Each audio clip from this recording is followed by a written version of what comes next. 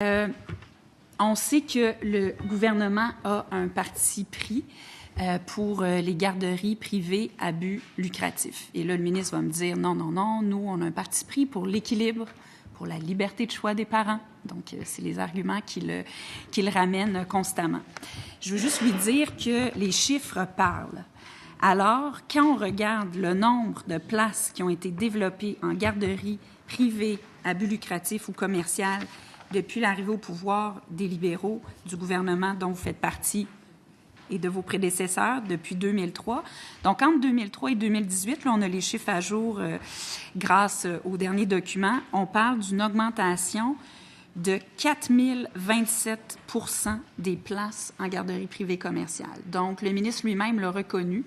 Il y a eu un développement anarchique des places en garderie privée commerciale. Et ce qu'on voit donc, c'est qu'il y a 65 000 de ces places qui ont été créées pour une augmentation de 4 000 % de places, alors que pendant ce temps-là, les places en CPE de 2003 à 2018 ont augmenté de seulement 50 %. Donc ça, je pense que c'est une preuve tangible de ce parti pris. L'autre preuve, évidemment, de ce parti pris, c'est toute la question du crédit d'impôt qui a été mise en place en 2009 et qui, je pense, à la surprise générale, parce qu'on avait entendu le discours du ministre sur l'importance de l'agir tôt, de maximiser les services de la plus grande qualité possible.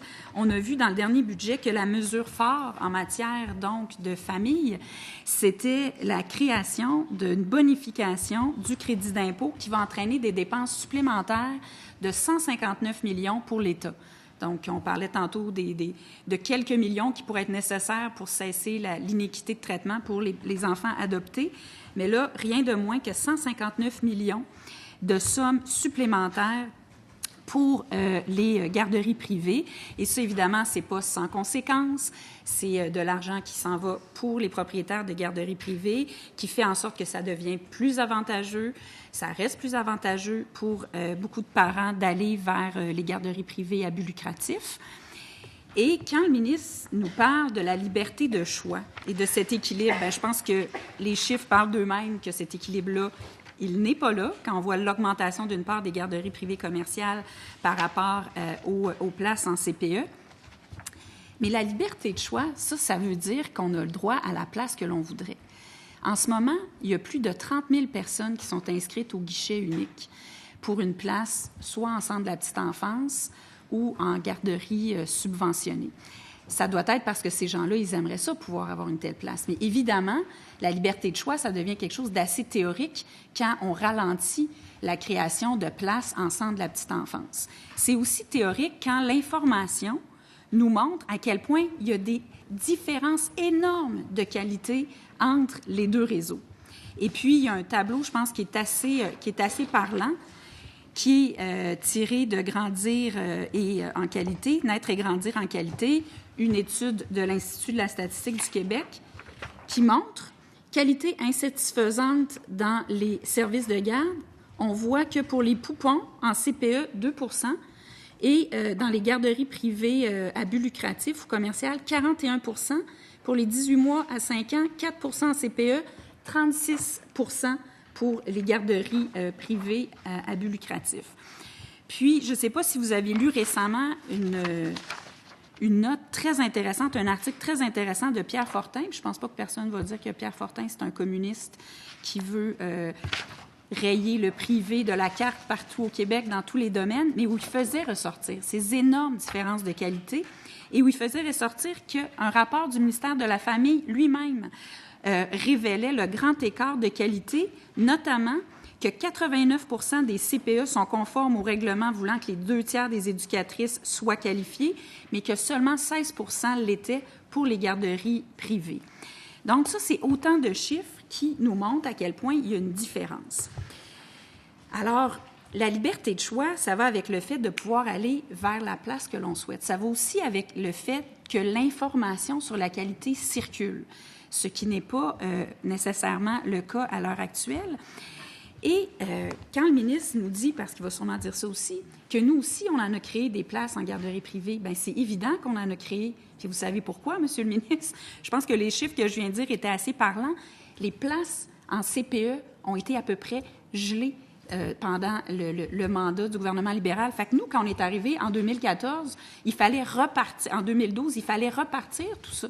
Et pendant ce temps-là, bien oui, il y avait des demandes de places. Fait que c'est certain qu'il y a eu des places de créer en garderie privée. Mais nous, notre engagement, il a toujours été clair pour les centres de la petite enfance. On n'a pas gelé le développement. Au contraire, on a annoncé 15 000 nouvelles places en 18 mois.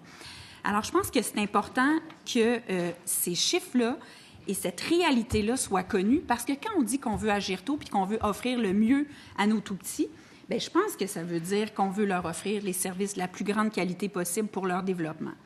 Puis il y a quelque chose qui est très éloquent, qu'on a découvert en regardant les cahiers qui nous ont été donnés cette semaine, c'est toute la question des plaintes. Et là, ça vient des chiffres même du gouvernement.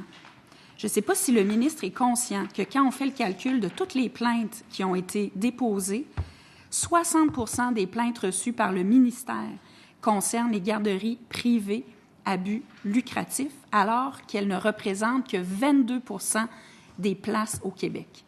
Donc, c'est près de 6 fois plus de plaintes des parents pour les garderies privées que pour les places en centre de la petite enfance. J'aimerais savoir comment le ministre peut garder ce parti pris, bonifier le crédit d'impôt et garder tout cet enlignement pour les garderies privées quand, à partir des chiffres même des plaintes déposées au ministère, c'est près de 6 fois plus de plaintes qui concernent ce réseau-là. Je vous remercie. J'invite Monsieur le ministre. C'est à vous la parole.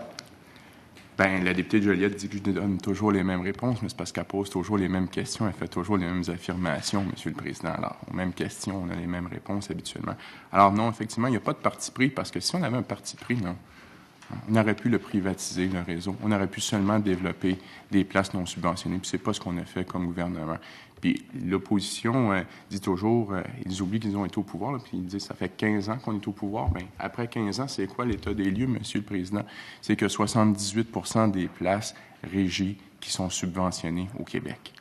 Alors, on n'est pas dans une majorité de places non subventionnées, là. C'est ça la réalité aujourd'hui. Ça, je pense qu'il faut le rappeler. Et lorsqu'elle parle de mes intentions ou de mes préférences, juste lui rappeler cette chose-là, Monsieur le Président, c'est qu'au début du mois de mars, j'ai annoncé un appel de projet de 2000 places, des places subventionnées, donc 85 % sont en CPE.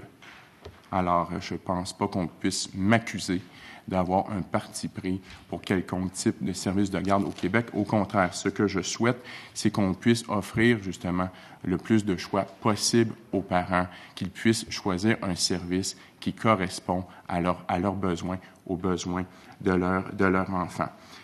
Pour ce qui est du crédit d'impôt, Monsieur le Président, encore là, ça ne vise pas à favoriser les services non subventionnés. Bien au contraire, ce qu'on a voulu faire avec la modification au crédit d'impôt pour les services de garde, c'est d'atteindre la neutralité du coût net pour le parent, que justement, que la décision ne soit pas basée sur des considérations financières. Alors ça, je pense que c'est important de le dire.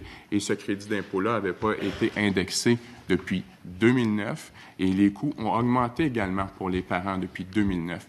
Alors, cet argent-là, le 159 millions dont elle parle, dans les poches des parents qu'il va aller. Alors, il faut être conscient de ça aussi. Et maintenant, il y a une prévisibilité parce que non seulement le plafond a été légèrement rehaussé, mais on dit que le crédit d'impôt sera indexé à chaque année, au même titre que les tarifs subventionnés sont indexés à chaque année, Monsieur le Président. Alors, oui, ce qu'on souhaite, c'est une réelle liberté de choix pour les parents. On souhaite établir un équilibre et je l'ai dit clairement justement dans l'annonce que j'ai faite au début du mois de mars que autant pour les 2000 places que pour les 3800 places que nous allons faciliter, ce sont toutes des places qui sont subventionnées en grande majorité en CPE parce que justement, on veut offrir ces possibilités-là dans des territoires qui sont en déficit de places aux parents du Québec pour que les parents qui souhaitent avoir une place subventionnée puissent y avoir accès, Monsieur le Président. Puis pour ce qui est de la qualité des services, Bien, et je vais rappeler à la députée de Joliette le projet de loi 143 que nous avons adopté tout juste avant les fêtes, qui vise à améliorer la qualité dans l'ensemble du réseau, dont les services de garde en installation non subventionnés, qui vont être justement soumis maintenant à des inspections en termes de qualité. On va évaluer la qualité des services, comme dans les CPE, comme dans les garderies privées subventionnées, comme dans le milieu familial, Monsieur le Président. Alors, on est soucieux d'offrir des services de qualité à tous les enfants du Québec qui sont dans tous les services de garde du Québec, Monsieur le Président. Je vous remercie, Monsieur le ministre. J'invite la députée de Joliette. Monsieur le Président, je pense que la chose qui aurait été responsable à faire, ça aurait été de dire on va attendre que la qualité augmente avant d'augmenter le crédit d'impôt pour les garderies privées. Parce que moi, je trouve ça très préoccupant de voir qu'on est en train de bonifier le crédit d'impôt, donc de favoriser la fréquentation des garderies privées à but lucratif en injectant 159 millions. Et par ailleurs, juste rappeler au ministre que ça, là, c'est à peu près le montant que chaque année, on demande maintenant, avec la taxe famille qui a été introduite, la modulation des tarifs, aux parents de payer de plus quand ils sont dans un régime subventionné puis qu'ils ont une place subventionnée. Donc, au global, c'est ça que ça veut dire. De l'autre côté, on décide, le gouvernement décide qu'il va aller mettre 159 millions de plus dans les garderies privées, alors que c'est la part la plus importante des plaintes en santé-sécurité, pour ce qui est de la question de la relation avec l'intervenante, tout ça, qui sont reçues au ministère. Alors, comment le ministre peut-il cautionner alors qu'il nous dit qu'il faut favoriser la qualité, l'agir tôt, donner le meilleur départ pour nos enfants, nos tout-petits? Comment il peut cautionner cette orientation-là fort quand il dit qu'il n'y en a pas de parti pris? Comment ça se fait que la seule ligne qui baisse dans le PQI, c'est la ligne qui concerne les infrastructures pour les CPE, que par ailleurs, ce qui monte, c'est le crédit d'impôt pour les garderies privées à but lucratif. Il nous dit qu'il n'y a pas de parti pris, puis il augmente ça, alors que non seulement la qualité étude après étude s'est démontré qu'elle est moindre dans le réseau privé commercial, mais il y a des plaintes 5 à 6 fois plus importantes dans ce réseau-là que dans le reste des places en CPE. Je vous remercie. J'invite M. le ministre pour répondre, mais il reste peu de temps, là. Bien, très bien. Bien, juste trois éléments, je vais essayer de faire rapidement, là, Monsieur le Président, parce que la députée de Joliette dit le crédit d'impôt, c'est l'équivalent de ce qu'on demande en contribution additionnelle aux parents. Mais c'est parce que le 159 millions du crédit d'impôt, c'est sur 5 ans. Puis la contribution additionnelle, c'est 161 millions par année. Alors, sur 5 ans, il y a une grande différence, Monsieur le Président, je pense qu'il faut le dire.